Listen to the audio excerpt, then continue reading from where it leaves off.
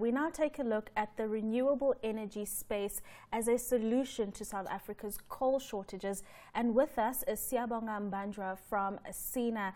Siyabonga, thank you very much for joining us this afternoon. And I think the first question is, how dire is the situation in South Africa? I mean, we've heard from Eskom saying that everything is under control. They have got the country, the country's in safe hands under Eskom essentially. But really, how dire is the situation? Well, I think it's been a bit of a remarkable turnaround, because not so long ago we were informed by Eskom that we were sitting with a surplus and that we actually didn't need new power plants to be built. So the fact that we are now constrained to the extent that we are worried about winter that's just around the corner, the fact that we are now in a position where we are starting to burn diesel through our open cycle gas turbines, I think that is concerning. So we do need to get to the bottom of this fairly soon. Right. Lots of talk of maybe edging away from the coal, more towards renewables. But some argue that if you are to actually move towards or have a mix of both maybe coal and more solar and everything renewable, you might have to rip apart your entire grid to accommodate the two. Now, tell me, what could be the cost of having the two of these running simultaneously? Well, I think we have already taken into account in terms of our networks, in terms of our transmission lines and the like, the fact that we will have a situation where we have nuclear, for example, we've got coal, we've got gas, we've got renewables. So all of them are supposed to coexist in the same sort of system. So the costs of upgrading our transmission lines and the like have already been taken into account. And that's why we had, back in 2010, the Integrated Resource Plan that already took into account the fact that we're supposed to have a balanced energy mix going to 2030. What are the trends in other countries?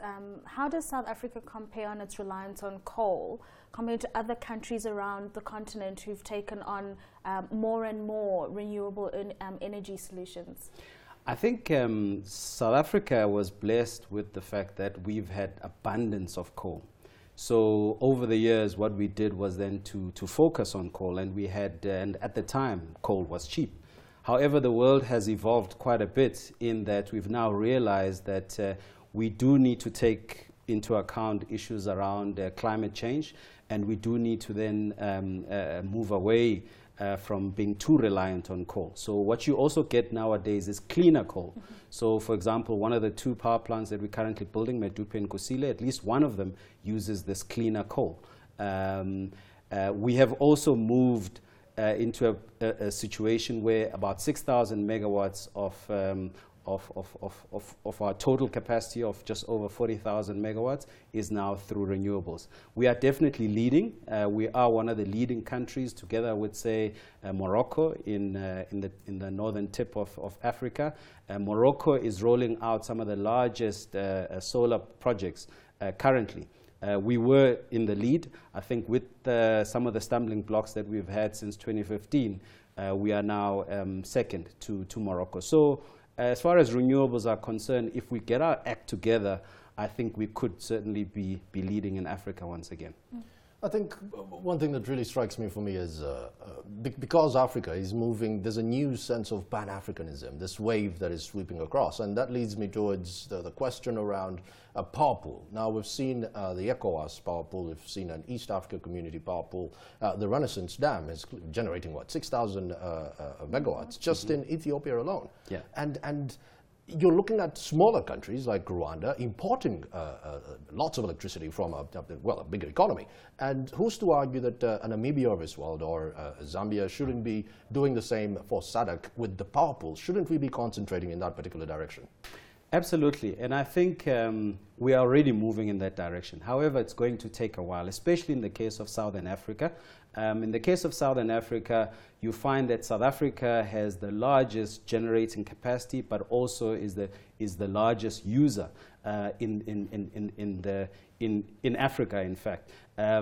But it's important that we start to regionalize. It's important that we start to get our transmission lines to the rest of Africa. going forward, I mean, the economy could grow in South Africa quite tremendously to the extent that we start importing some electricity at some point in time. So, you know, the great Inga project up in the DRC is a case in point. When that gets going, we could potentially be importing electricity. So it becomes. Siyabonga, my issue here is that the power pool, the South African power pool, Southern African power pool, dates back to 1995. Yes. So we've been sitting down for how long, and this is actually still pending. But then the question is, how do you fund it? You know, that becomes the challenge. Yeah. How do you fund that? It becomes much easier, for example, if we are just doing a deal with Namibia and we are neighbors and we've already got some kind of transmission and distribution infrastructure and we are signing a 5-year PPA. But if we've now got to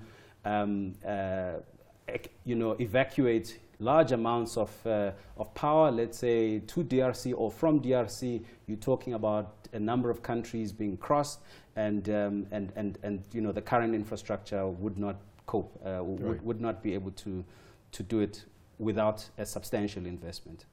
Now, I read in a report that the renewable energy space in South Africa only makes up about 5% of the power provision. Yes. If there was a situation where the quality of the coal continues to deteriorate and really the shortages worsen, would our renewable energy space have the capacity to carry the country? And if not, I'm interested to get your thoughts on if nuclear would be back on the table. Well, we already have nuclear. We have a nuclear power plant running in Cape Town. It's not a very small power plant. It's a substantial power plant. So you already have nuclear that would definitely be part of the equation. There's no doubt about that. If you look at the integrated resource plan, it also makes provision for gas, which we currently don't have. We don't have natural gas in the country. However, we have a neighbor like Mozambique, which has natural gas deposits. And what we need to start doing is we need to start taking advantage of our proximity to Mozambique. In terms of short term, I think it's highly unlikely that we would get into that situation. And you're 100% right. Renewables are, you know, are fairly small in terms of the bigger scheme of things. We've got over 40,000 megawatts, as I indicated, with only about 3,000 to 4,000 megawatts that have already been connected to the grid in terms of renewables. So what that means is that it would be very difficult for us to only rely on renewables. We need a balance. We need other sources to come on stream. That's why that the LNG, the liquefied natural gas IPP procurement program, starts to become quite important going forward. Let's get the renewables programs in terms of the 27 agreements that have already been signed. We also still have the expedited round, which is approximately 1,800. Let's get those out of the way. Let's then get the liquefied natural gas program going so that we do have this additional capacity, which basically would be better than let's say relying on an old power plant that is no longer efficient, that is no longer as clean as we would like it to be. Gas starts up very quickly, and gas actually complements renewables quite well. And we do have a couple of our power plants that are reaching the end of their lifelines, don't we? Yes, so absolutely. we really do need to be accelerating the processes there to integrate these different mechanisms, as you've said. Absolutely. I think one thing that strikes me about renewables is the fact that many governments, at least for sub-Saharan Africa, have embarked on quotas for the energy diversity and the energy mix to have a particular quota of renewables in the mix. Yes. In your view, would this be the right policy reform in order to see more renewables actually rolled out? Yeah, well, I think that gets spelled out in the integrated resource plan. Remember, we're currently working on a 2010 integrated resource plan, which basically looks at timelines up until 2030. So at this point in time, renewables are supposed to reach 17,800 megawatts by the year 2030. However, that was based on a 25%, yes.